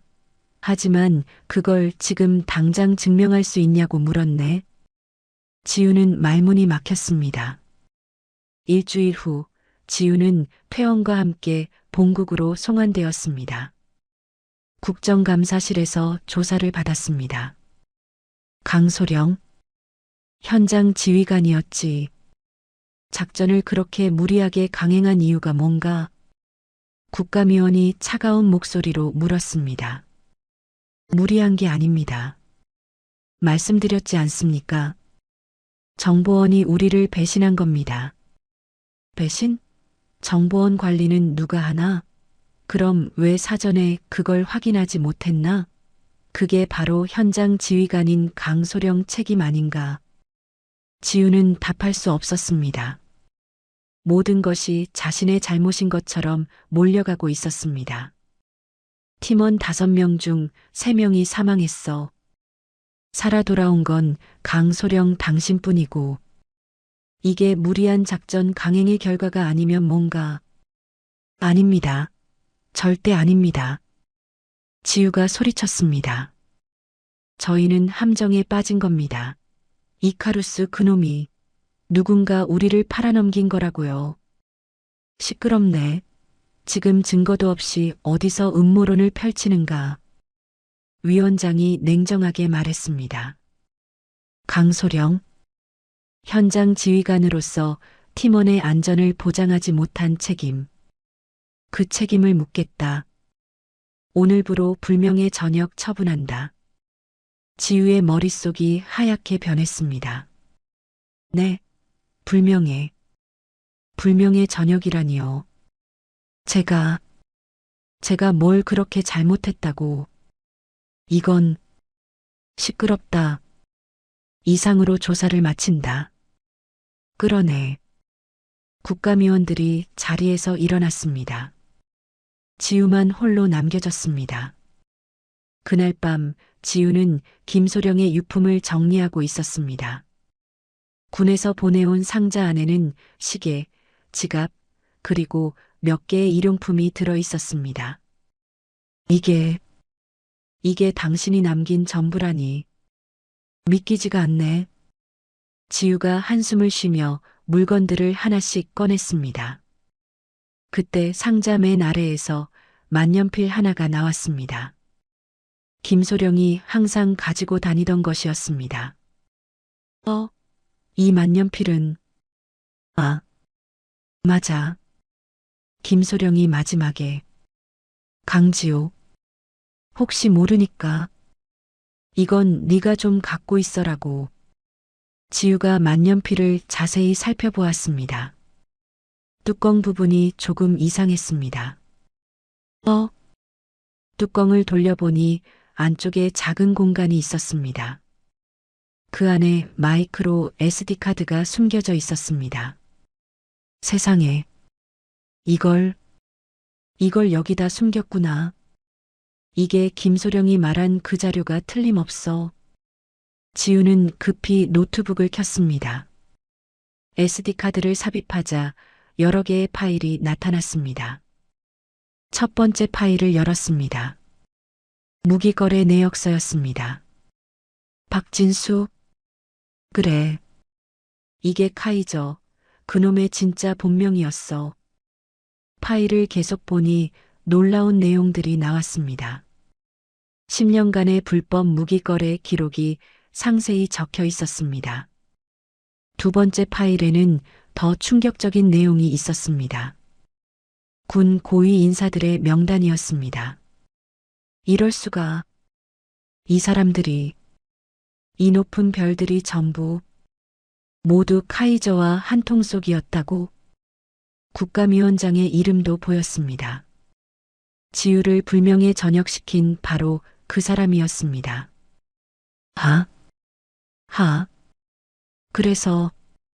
그래서 날 그렇게 몰아붙인 거구나. 내가 희생양이 필요했던 거야. 지우의 손이 떨렸습니다. 세 번째 파일에는 스위스 은행 계좌 정보가 있었습니다. 거액의 뇌물 자금이 오간 기록이었습니다. 김소령, 당신이 해냈어. 이 자료만 있으면 당신 억울함. 내가 반드시 풀 수 있어. 하지만 그때 화면에 메시지가 떴습니다. 암호를 입력하세요. 지우가 김소령의 생일을 넣었습니다. 틀렸습니다. 딸의 생일도 넣어봤습니다. 틀렸습니다. 여러 번 시도했지만 모두 실패했습니다. 그때 새로운 메시지가 나타났습니다. 10년 타임락이 설정되어 있습니다. 2034년 11월 10일에 자동 해제됩니다. 지우가 날짜를 확인했습니다. 정확히 10년 후였습니다. 김소령, 당신은 도대체 왜 10년이나, 왜 이렇게 긴 시간을. 지우는 김소령의 의도를 이해할 수 없었습니다. 하지만 분명한 것은 이 자료를 안전하게 보관해야 한다는 것이었습니다. 지우는 SD카드와 김소령의 군번줄을 방수 캡슐에 넣었습니다. 그리고 강원도 현각사로 향했습니다. 현각사는 김소령이 어릴 때 할머니와 자주 갔던 절이었습니다. 경내에 천년된 은행나무가 있었습니다. 지우는 은행나무 밑에 구멍을 팠습니다. 캡슐을 묶고 흙을 덮었습니다. 김소령, 10년. 딱 10년만 기다려줘. 지우가 은행나무에 손을 대고 중얼거렸습니다. 내가 내 목숨을 걸고 반드시 당신의 명예를 되찾아 줄게. 두고 봐. 한 달 후 지우는 불명예 전역 통보서를 받았습니다. 군복을 벗는 날이었습니다. 지우는 거울 앞에서 마지막으로 군복 모습을 바라보았습니다. 계급장을 하나씩 떼어냈습니다. 김소령. 10년. 10년 후에 봅시다. 지우의 눈에서 눈물이 흘렀습니다. 강지우. 잊지 마. 10년 뒤 반드시 내 손으로 당신의 명예와 잃어버린 진실을 되찾겠어. 군복을 옷장에 넣으며 지우는 맹세했습니다. 그리고 10년의 긴 기다림이 시작되었습니다. 법원에서 돌아온 그날 밤 지우는 책상 서랍을 뒤졌습니다. 10년 전 달력을 찾고 있었습니다. 대체 어디에 뒀지? 분명히 여기. 지우가 오래된 상자를 꺼냈습니다. 먼지가 풀풀 날렸습니다. 상자 맨 아래에서 2024년 달력이 나왔습니다. 11월 10일에 빨간 동그라미가 그려져 있었습니다. 세상에, 오늘이야. 지우가 중얼거렸습니다. 10년. 그 긴 시간. 김소령이 설정한 타임락 해제일이 바로 오늘이었어. 지우는 주머니에서 김소령의 군번줄을 꺼냈습니다. 바이퍼가 일부러 떨어뜨린 것이었습니다. 그래. 이놈들이 날짜를 정확히 알고 있었던 거야. 그래서 일부러 나를 여기까지 유인하려고 이 짓을. 지우가 휴대폰을 들고 오정환에게 전화를 걸었습니다. 정환아. 나야, 지우. 지우야? 이 늦은 시간에 웬일이야? 너 괜찮아? 목소리가 왜 그래? 정환아. 찾았어. 박 회장. 그놈들을 한 방에 확실히 무너뜨릴 물증을. 뭐, 물증이라고? 그게 무슨 말이야? 갑자기. 10년 전 김소령 님이 마지막 순간에 나한테 줬던 바로 그 SD카드 말이야. 뭐라고? 그 SD카드? 그게 어디 있는데? 강원도 형각사에. 10년 전에 내가 묻어뒀어. 오늘 밤에 당장 가야 해. 지우야, 너 지금 제정신이야? 그놈들이 그걸 노리고 있을 거 아냐? 위험하다고. 알아. 나도 알아. 100번, 1000번 함정인 거 알아. 하지만 그래도 가야 해. 지우의 목소리가 단호했습니다. 안 돼. 절대 혼자 가면 안 돼. 기다려. 내가 지금 당장 도움을 부를게. 누구? 지금 이 밤에 누굴 부른다는 거야? 믿을 만한 놈 있어. 내 대학 동기 중에 아주 깐깐하고 정의감 넘치는 특수부 검사가 하나 있거든. 내가 걔한테 당장 연락해 볼게. 고마워, 정환아. 정말. 1시간 후 지우는 차를 몰고 강원도로 향했습니다. 백미러에 검은 차 한 대가 따라오고 있었습니다. 아? 저놈들 봐라. 역시 미행하고 있었네. 올 줄 알았다. 지우가 속도를 높였습니다. 뒤따라오던 차도 속도를 올렸습니다. 새벽 3시 지우는 형각사 주차장에 도착했습니다. 절은 조용했습니다. 비가 부슬부슬 내리기 시작했습니다. 지우는 손전등을 켜고 은행나무로 향했습니다. 10년 전 묻었던 그 자리였습니다. 그래. 틀림없어. 10년 전 묻었던 자리가 여기였어. 지우가 무릎을 꿇고 땅을 팠습니다. 손에 흙이 묻었습니다. 30cm쯤 팠을 때 딱딱한 것이 손에 닿았습니다. 있다. 드디어 찾았어. 방수 캡슐이었습니다. 지우가 캡슐을 꺼내는 순간이었습니다. 수고했다. 강지우. 덕분에 우리가 찾기 쉬워졌어. 뒤에서 차가운 목소리가 들렸습니다. 바이퍼였습니다. 지우가 천천히 돌아봤습니다. 바이퍼와 용병 3명이 서 있었습니다. 이야, 이게 얼마만이야? 10년 만이군. 707 강지우.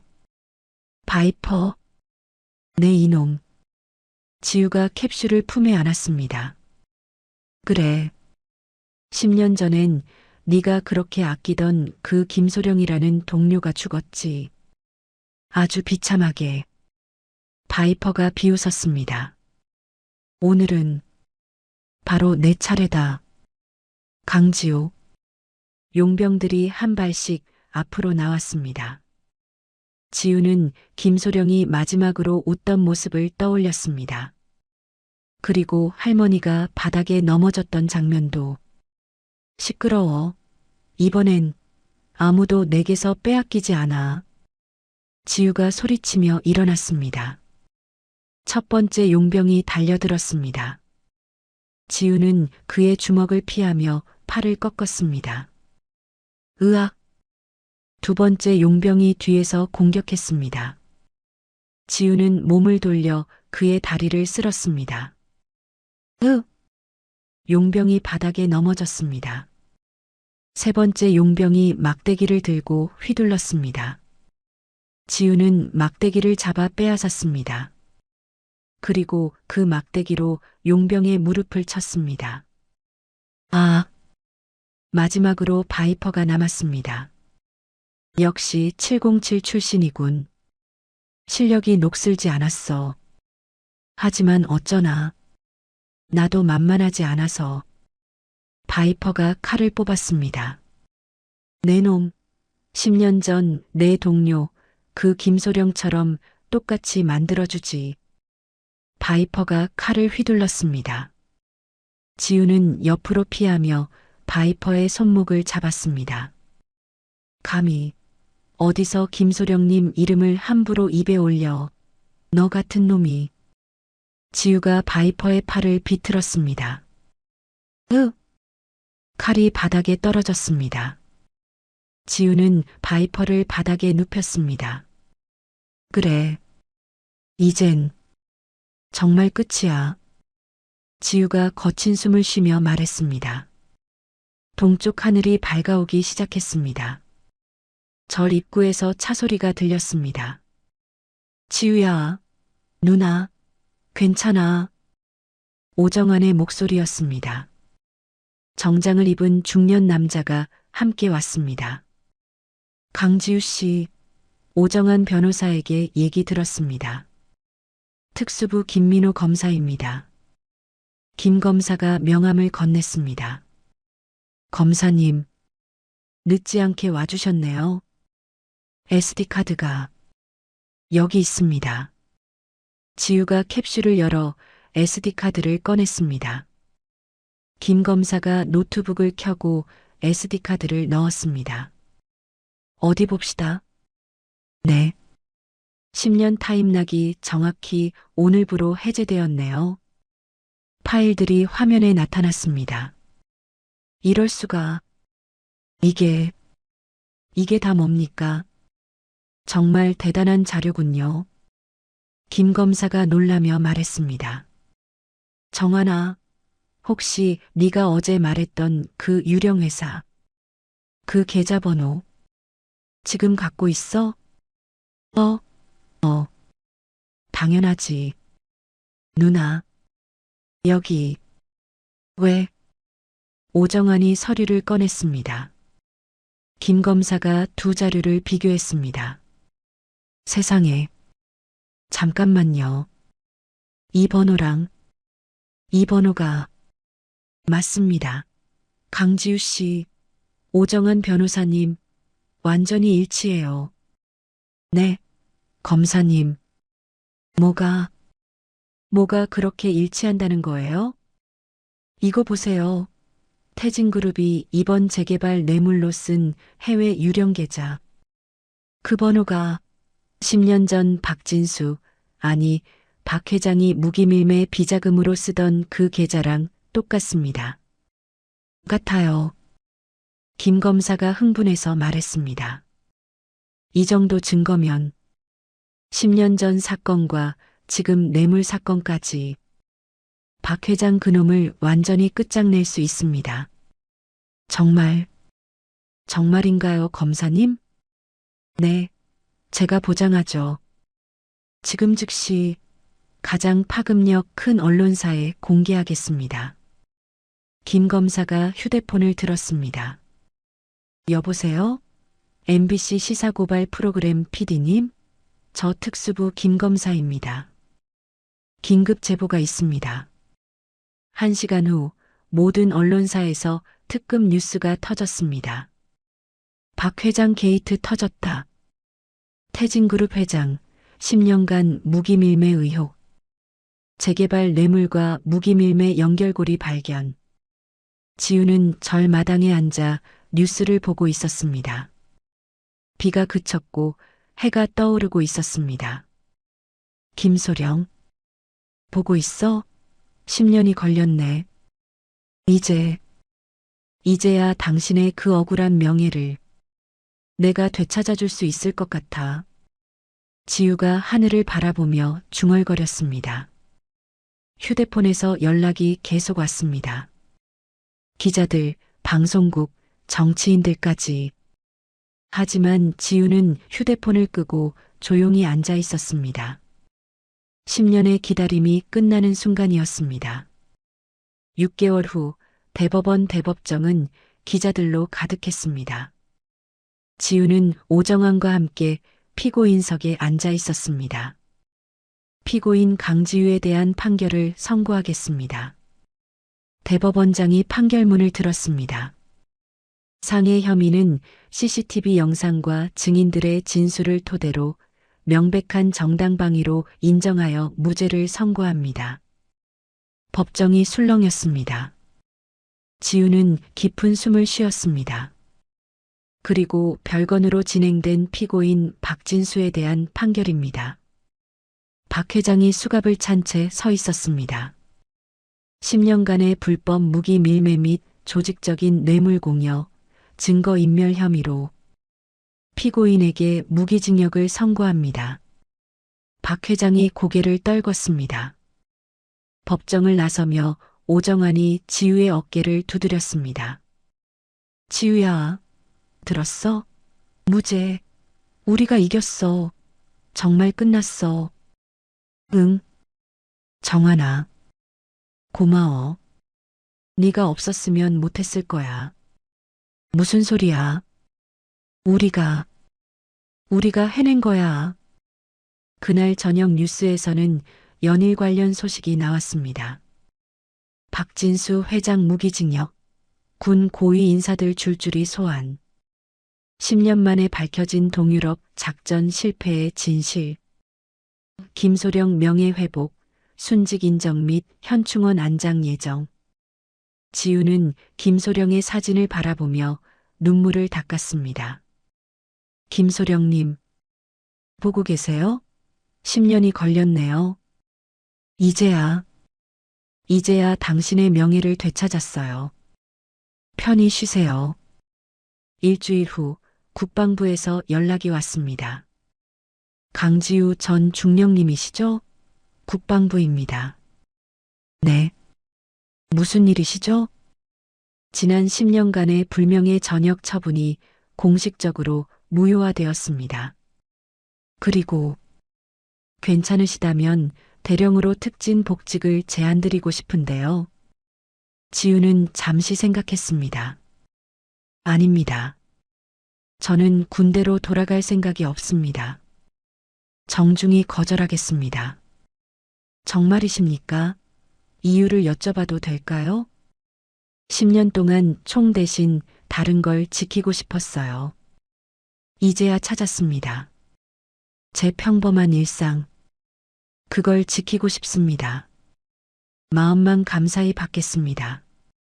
같은 날 오정환도 국내 최대 로펌에서 연락을 받았습니다. 오정환 변호사님, 저희 태평 로펌으로 오시면 연봉 지금의 3배로 맞춰드리겠습니다. 오정환이 오후에 카페에서 전화를 받으며 웃었습니다. 아이고, 연봉 3배. 정말 좋네요. 하지만 어쩌나 거절하겠습니다. 네, 왜요? 조건이 불만족스러우시면 얼마든지. 아니요. 돈벼락보다 더 지키고 싶은 오후의 카페가 여기 말고도 전국에 쫙 깔렸거든요. 억울한 사장님들 지켜야죠. 하.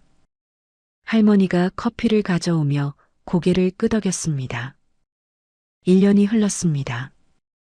오후의 카페는 성수동에서 가장 유명한 곳이 되었습니다.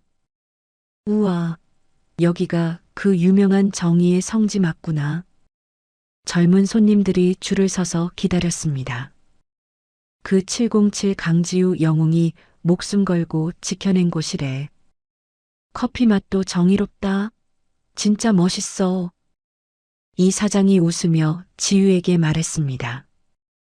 허허, 이거 봐요. 지우 씨 덕분에 우리가 아주 떼돈을 벌게 생겼어.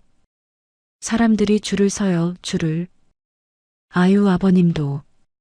아버님이 만드신 커피가 맛있으니까 그런 거예요. 그날 저녁 이 사장 부부가 지우를 불렀습니다. 저기 지우 씨, 우리가 할 말이 있는데 어렵게 결정한 거야. 네, 어머님. 무슨 일이세요? 그게 말이야. 우리도 이제 나이가 많고 이제 정말 좀 쉬고 싶어서요. 할머니가 조심스럽게 말했습니다. 평생 소원이던 세계 여행, 그거 한번 가보려고 해요. 정말요? 그럼 이 카페는 어떡하시고요? 그거야 뭐, 지우 씨가 전에 추천해줬던 그 훌륭한 바리스타 있잖아요. 그 친구에게 딱 맡기려고요. 지우가 추천한 후배였습니다. 저녁 후 바리스타가 된 예쁜 여자였습니다. 와, 정말 좋은 생각이에요. 마음 푹 놓고 다녀오세요. 한 달 후 노부부는 공항으로 떠났습니다. 지우와 오정환이 배웅을 나왔습니다. 아버님, 어머님, 건강하게, 안전하게 다녀오세요. 아이고, 지우씨. 이게 다 지우씨 덕분이야. 가게 뺏기고 길바닥에 나앉을 뻔했는데 우리가 이렇게 비행기를 타보네. 이 은혜를 어찌 갚아. 할머니가 지우를 꼭 안았습니다. 정말 고맙습니다. 우리 딸. 지우도 요즘 새로운 일을 시작했습니다. 군 전역자들을 위한 PTSD 상담센터에서 봉사활동을 하고 있었습니다. 알아요. 그 마음. 저도 처음에는 매일 밤 악몽을 꾸고 귓가에 윙윙대는 소리 때문에 미칠 것 같았어요. 하지만 괜찮아져요. 시간이 지나면 반드시 나아져요. 젊은 전역자가 지우의 말에 고개를 끄덕였습니다. 그러니까 절대 포기하지 마세요. 우리에게는 총 대신 지켜야 할 새로운 인생이 있으니까요. 또한 지우는 예전에 자신을 영웅으로 만들었던 유튜버들과도 만났습니다. 강지우님, 덕분에 저희 채널이 아주 떡상했습니다. 정말 감사합니다. 아니에요. 저야말로 무슨 말씀을. 저희가 이번에 군 전역자 지원 프로그램을 홍보하려고 하는데 혹시 또 출연 가능하실까요? 물론이죠. 하지만 조건이 있어요. 조건이요? 뭐든지 말씀하세요.